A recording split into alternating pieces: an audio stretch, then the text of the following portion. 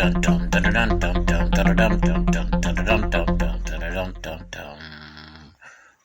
to the speaker.com. How y'all doing? What's happening out there? This video gonna be about the overrated, overhyped, overstated, overinflated NFL draft. Yes, I call it overrated, overhyped, overinstated, overinflated. And so now they let some fans come back in and they're trying to act like they're trying to normalize stuff. Don't believe the hype.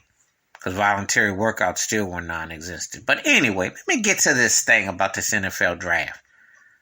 Who really cares? Your team is drafting. And if your team is in the top 5 or so of the draft, is that something to get excited about? I see Jet fans, they're always all prominent and booing and all this. I'm like, you're there every year trying to get a quarterback. The NFL draft, they were talking about who the greatest prominent and the number one draft picks were, and I think they mentioned John Elway, Peyton Manning, O.J. Simpson, and a few others, right? And those are greats of the greats, okay? But how many busters have there been? How many busts have there been? The only cool thing about the draft is usually if you see someone trading up or trading down. But usually the smarter teams are at the end of the line. Usually second round, third round.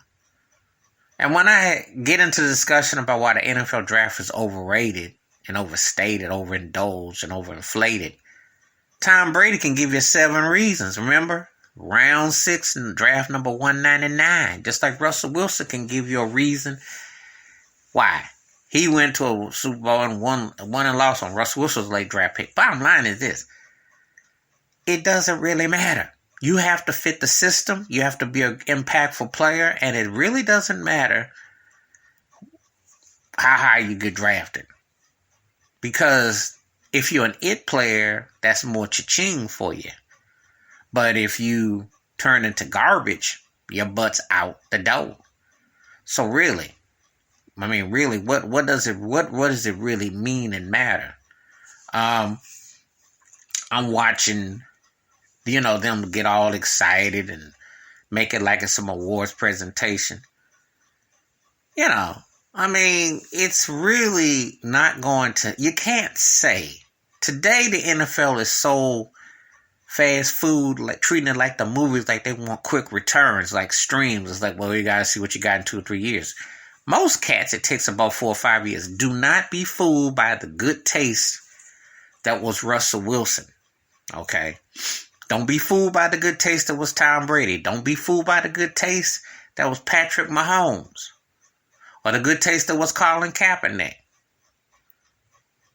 Because usually, the reality is some of these quarterbacks that they're so busy hyping and what they're going on about are projects. It takes a minute. Everybody ain't gonna come out and catch you up. See, I remember, I can go back when John Elway took a minute, then he got it going. Dan Marino came out the box and was fired. A lot of people forget that. Takes guys a minute. Most cats like Steve Young. Look how long it took Steve Young to develop. Troy Aikman had to get beat up before he got it going. Dallas had to, before they were able to manipulate and pimp and get all what they got. Because you could have a Robert Griffin the third situation and they could be done with quickness. The league is different now. It's compartmentalized. It's more analytics and all this. So don't get excited. Don't believe the hype. It's a lot of smoke and mirrors to still try to get a veteran player and still get pieces that fit. It's one of the most overrated false advertisements. Number 1 draft pick do not mean you're going to be all the way going to the Super Bowl. Okay? Doesn't mean that. Everybody pretty much took a minute before they got their rhythm, got their feet wet. Position players, who your coaches is, who your system is, don't believe the hype. It's a lot of smoke and mirrors, but it makes for a lot of glitz and glam to sell the bag and sell the agenda. But you really got to think about all the guys that were busts, and that's the telling tale, And football's a more complex situation, so it's not like, you're just going to come in and just run the league. No, it takes time, but, the hype for the market of the machine is real. But anyway, if you're an NFL fan, I'm a Buffalo Bills fan, and I don't really get into how somebody's going to be because I got to see how they fit in the system. I got to see the formation. I got to see how they're coached. I got to see who they're going against. There's a lot of technical aspects to this. So it's not like, oh, obviously if you get an athletic freak, that's one thing, But those sort of situations are few and far in between, and you just don't know. You don't know who's going to flip and change the league or change how you see things. You don't know. Anybody telling you, as a Bills fan, that Josh Allen was going to mature like he has in 3 years with the Bills, where he came out, is lying. Anybody saw that Patrick Mahomes will go from being potentially great to looking like a top 10 all-time great NFL quarterback, and he's in my top 10 NFL quarterbacks ever right now as I speak.